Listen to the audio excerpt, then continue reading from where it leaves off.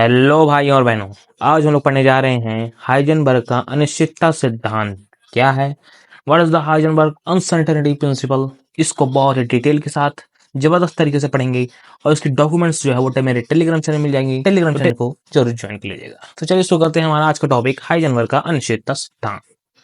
तो हाइजेनबर्ग ने अनिश्चितता सिद्धांत को रूढ़ यांत्रिकी मतलब यहाँ पर सिंपली फॉर्मेट में हाइजेनबर्ग अनिश्चितता सिद्धांत की बात कर रहे हैं।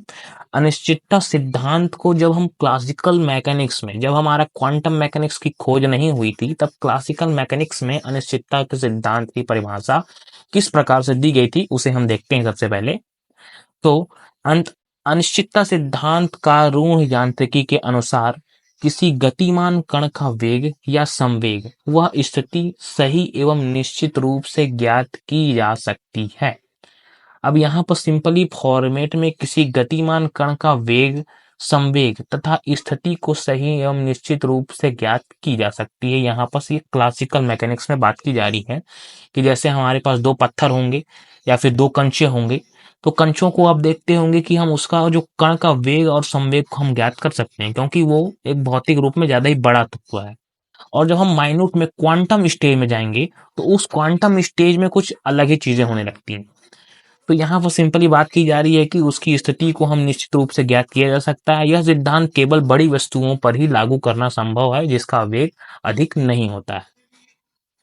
अब उसके पश्चात जब आता है हाइजेनबर्ग ने अनिश्चितता सिद्धांत दिया, तब उन्होंने बताया कि इलेक्ट्रॉन जैसे गतिमान सूक्ष्म कण के लिए वेग, संवेग व स्थिति के साथ साथ सही निर्धारण संभव नहीं है। मतलब हम वेग या संवेग स्थिति, वेग और स्थिति को साथ साथ हम निर्धारण नहीं कर सकते। हमें केवल एक चीज ज्ञात होगा तो दूसरा परिवर्तित हो जाएगा, दूसरा ज्ञात होगा तो पहला परिवर्तित हो जाएगा। ऐसे करके हम इसमें साथ साथ दोनों चीजों को एक ही बार में हम ज्ञात नहीं कर सकते। यह हाइजेनबर्ग ने इस समीकरण को प्रतिपादित किया। अब उन्होंने किस प्रकार से सूत्र दिया उसे चलिए शुरू करते हैं हमारा आज का डेरिवेशन। तो यही हाइजेनबर्ग का अनिश्चितता सिद्धांत है जो हमने पढ़ा था अभी। अब यहाँ पर हमारे पास आ जाता है del x del p greater than equal to h upon 4 pi. तो यहाँ पर डेल एक्स है स्थिति में अनिश्चितता, डेल पी है संवेग में अनिश्चितता, एच है हमारा प्लांक नियतांक और 4 पाई तो कोई भी दिक्कत वाली बात नहीं है। अब यहाँ पर सिंपली फॉर्मेट में हमने स्थिति में अनिश्चितता और संवेग में अनिश्चितता जो होती है वो ग्रेटर देन इक्वल टू होती है प्लांक नियतांक और बटे 4 पाई के। ठीक है। अब उस ये हमारा सूत्र को दिया था हाइजेनबर्ग ने। इसी डेरिवेशन को हमें प्रूफ करना है कि हमारा जो होता है सिंपली फॉर्मेट में जो हमारा इलेक्ट्रॉन्स होते हैं उसकी हम स्थिति और संवेग को, वेग और स्थिति को हम ज्ञात कर सकते हैं एक साथ की नहीं। तो यहाँ पर चिन्ह जो हमारा दिया है ग्रेटर देन इक्वल टू का अर्थ है कि गुणनफल डेल एक्स पी का मान एच अपॉन 4 पाई से अधिक है या बराबर है सिंपली फॉर्मेट में, तथा 4h/4 पाई से कम नहीं हो सकता है क्योंकि ग्रेटर देन इक्वल टू है तो कम कैसे होगा। अब यहाँ पर अतः डेल एक्स और डेल पी का न्यूनतम गुणनफल एक स्थिरांक के बराबर होगा जिसे एक निष्कर्ष निकलता है। मतलब यहाँ पर एच हमारा नियतांक है, सिंपली समझ में आ भी रहा है, एच हमारा नियतांक है। यहाँ पर सिंपली फॉर्मेट में लिख देते हैं कि डेल एक्स और डेल पी का जो हमारा न्यूनतम गुणनफल एक स्थिरांक के बराबर होगा। मतलब आपको कुछ भी नहीं करना है, सिंपली फॉर्मेट में जो हमारा समीकरण है इसी समीकरण को आपको यहाँ पर डेरिवेट करना है थोड़ा डिटेल में, जिसको आप एक बार पढ़ लेंगे तो आपको रिमेम्बर हो जाएगा।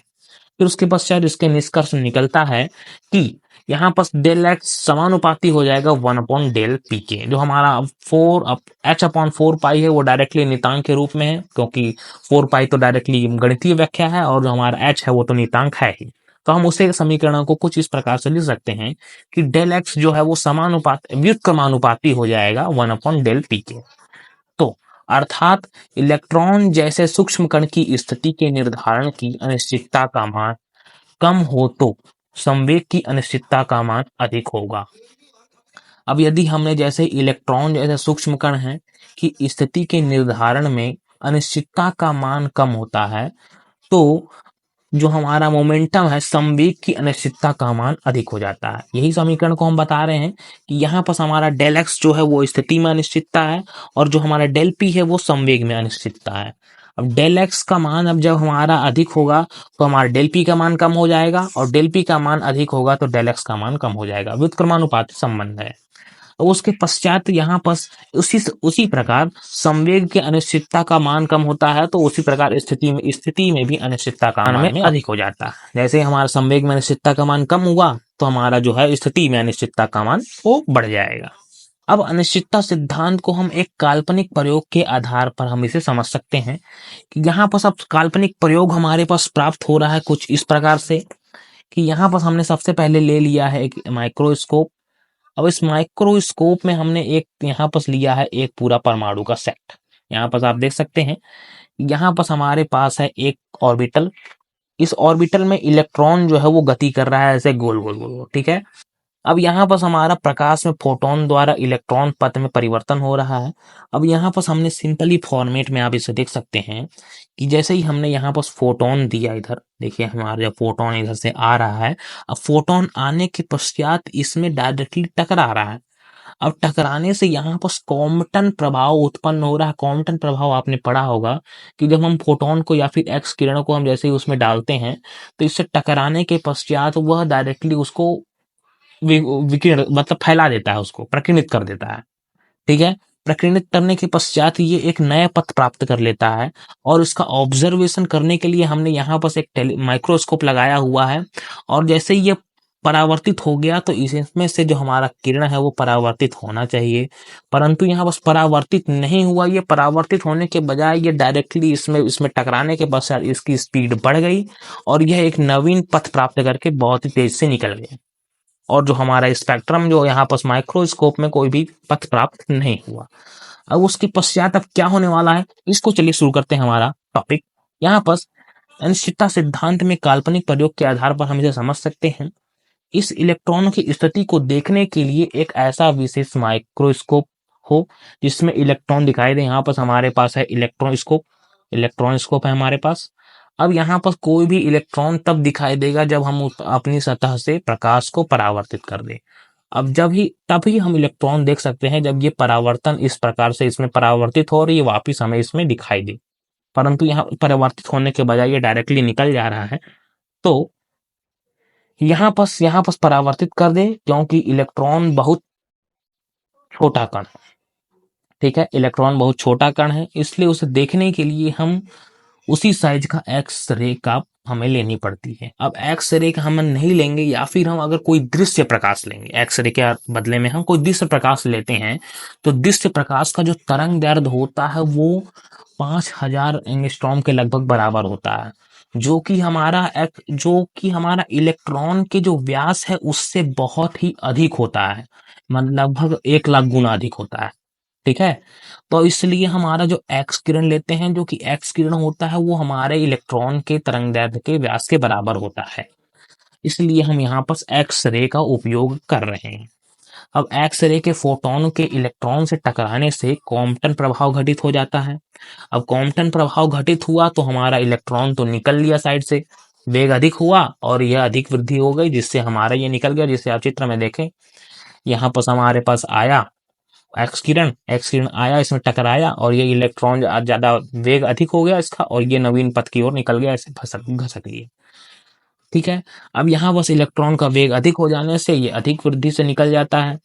अब उसके पश्चात इस प्रभाव के कारण इलेक्ट्रॉन का प्रारंभिक वेग है तथा अनिश्चित हो जाएगा। जैसे ही हमारा प्रारंभिक वेग अनिश्चित हो जाता है, इस इलेक्ट्रॉन की सही स्थिति ज्ञात करने के लिए यदि हम कम तरंग दैर्ध्य का उपयोग करेंगे, मतलब अभी यहाँ पर थोड़ा सा अधिक तरंग दैर्ध्य हो जा रहा है जिससे यह इलेक्ट्रॉन निकल जा रहा है, अब हम इसमें थोड़ा सा कम पावर वाला तरंग दैर्ध्य का उपयोग करते हैं, ठीक है। और जिससे क्या होगा कि हमने यहाँ पर कम तरंग दैर्ध्य वाला विकिरण यूज किया तो जिससे संवेग में अनिश्चितता के मान अधिक बढ़ जाता है, ठीक है। अब संवेग में अनिश्चितता हो जाती है, उस समय हमारा स्थिति में अनिश्चितता हो गई। अब यहाँ पर संवेग में अनिश्चितता हो गई, स्थिति स्थिर हुआ तो बस वही बात हो जाती है कि हम एक चीज को ज्ञात नहीं कर सकते, घूमते हुए इलेक्ट्रॉन की सही स्थिति ज्ञात करना असंभव हो जाता है। तो यही चीज था हाइजेनबर्ग का अनिश्चितता सिद्धांत। इसमें कोई भी डाउट होगा तो कमेंट बताइएगा और इसके डॉक्यूमेंट्स जो है वो मेरे टेलीग्राम चैनल मिल जाएंगे। आप टेलीग्राम चैनल की लिंक मेरे डिस्क्रिप्शन में या फिर आप डायरेक्टली अबाउट सेक्शन में देख सकते हैं या फिर डायरेक्टली आप मेरे चैनल नेम से सर्च कीजिएगा टेलीग्राम में तो आपको मिल जाएगा। तो हम मिलते हैं अगले वीडियो में, तब तक के लिए धन्यवाद।